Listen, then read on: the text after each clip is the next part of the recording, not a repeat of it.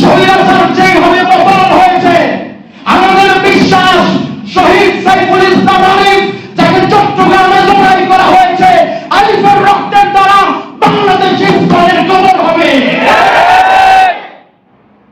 একটা ছেলে শহীদ হয়ে গেছিল 24 আন্দোলনের প্রথমে, নামটা মনে আছে? আবু সাইদের বাড়িতে ছিল আমার মাহফিল।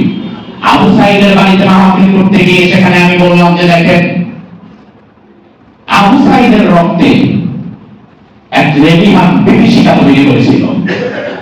আবু সাইদের রক্ত ছিল বিষাক্ত। ওই বিষাক্ত রক্তের দ্বারা 16 বছরের স্বৈরাচার নিঃশেষ হয়ে গেছে। সবাই করেছো, আমার ভাইকে তোমরা সবাই করেছো। ইসলামের কবর রচিত করার আগ পর্যন্ত আমরা থামবো না, ঠিক না? আমরা আপনাদেরকে দাবি জানাই, ইসলাম নিষিদ্ধ করার জন্য যদি আমাদেরকে আরো বড় লড়াইয়ের প্রস্তুতি নিতে হয়, সেটা নেওয়ার জন্য আমরা প্রস্তুতি আছি না নাই? অথবা সব বলা যায় না, আপনাদের গল্প করে বলে দিয়ে যাই। ইসলাম তারা এখন চাচ্ছে হিন্দু এবং মুসলমানদের মধ্যে সাম্প্রদায়িক দাঙ্গা বাঁধাতে। আজকে সাধারণ হিন্দুদের কোনো দোষ নাই, আপনার সমাজের সাধারণ হিন্দুদের কোনো দোষ নাই। কারণ আপনার সমাজের সাধারণ হিন্দুরা তারা কখন আপনাকে উস্কানি দেয় না, আপনিও তাদের উস্কানি দেন না। একই সাথে বসবাস, একই সাথে ব্যবসা বাণিজ্য, কোনো সমস্যা নাই, আমরা এক কাতারে দাঁড়িয়ে থাকবো। ইসলাম চাচ্ছে মূলত এখন সাধারণ হিন্দুদেরকে মোটিভেটেড করে, তাদেরকে ভুল ভাল বুঝিয়ে তাদেরকে ইসলাম বোঝাতে চাচ্ছে, হিন্দুরা তোমরা আমাদের সাথে যোগ দাও, দল গঠন করো, আমরা আলাদা হয়ে দাঁড়িয়ে যাব, আমরা চট্টগ্রামকে আলাদা করে নিয়ে যাব। সাধারণ হিন্দু ভাইদেরকে বলি, আল্লাহর ওয়াস্তে ইসলামের পাতা ফলে পা দিও না, নয়তো আমও যাবে সালাও যাবে। কারণ ইসলাম সাধারণ হিন্দুদের জন্য কাজ করে না, ইসলাম কাজ করে দিল্লির স্বার্থকে রক্ষা করার জন্য। ইসলাম যদি সাধারণ হিন্দুদের পক্ষ হয়ে কাজ করত, বিগত 16 বছরে হিন্দুদের উপরে কি একটা অত্যাচার হয়নি? ইসলাম যদি সাধারণ হিন্দুদের অধিকার নিয়ে কাজ করত, তাহলে বিশ্বজিৎকে যখন সোনার ছেলেরা কুপিয়ে মেরেছে, তখন ইসলামের নীরব ছিল কেন? জবাব।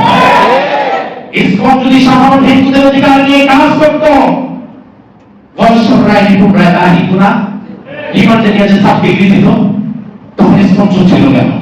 কথা নাই। ইসলাম যদি সাধারণ হিন্দুদের পক্ষে কাজ করত, তাহলে গত সপ্তাহ 2 জন হিন্দু যুবককে সীমান্তে ভারতের বিএসএফ গুলি করে মেরেছে। ইসলামের কোনো ভূমিকা নাই। ইসলামের নীরবতায় প্রমাণ করে তারা সাধারণ হিন্দুদের জন্য কিচ্ছু করবে না, তারা যা করবে সবটা দিল্লির স্বার্থকে বাস্তবায়ন করা। বাংলাদেশে বসে দিল্লির স্বার্থ বাস্তবায়ন করবা এমন দালাল বাংলাদেশে আমরা দেখতে চাই না। চিন্ময় কৃষ্ণদাসকে গ্রেফতার করলো প্রশাসন, হুজুররা করছি মামলা করছি, হুজুররা না, প্রশাসন রাষ্ট্রপক্ষ থেকে গ্রেফতার করেছে।